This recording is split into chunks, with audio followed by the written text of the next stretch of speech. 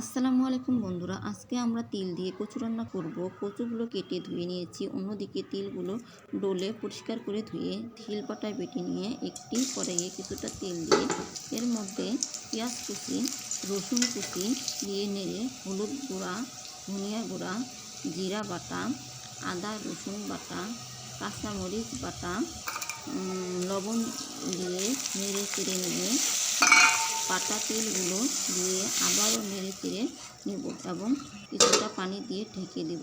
কিছুক্ষণ পর পানি বলক আসলে কেটে ধুয়ে রাখা কচুগুলো দিয়ে নেড়ে চেড়ে নিয়ে ঢেকে দেব। চুলার জাল মিডিয়াম লয়ে দেব। কিছুক্ষণ জাল হওয়ার পর ঢাকনা তুলে আবারও নেড়ে চেড়ে দেব।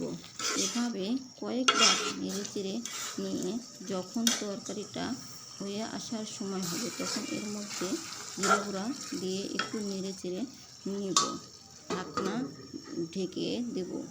এভাবে একবার হলেও কচু রান্না করে খাবেন, ভালো লাগবে ইনশাআল্লাহ।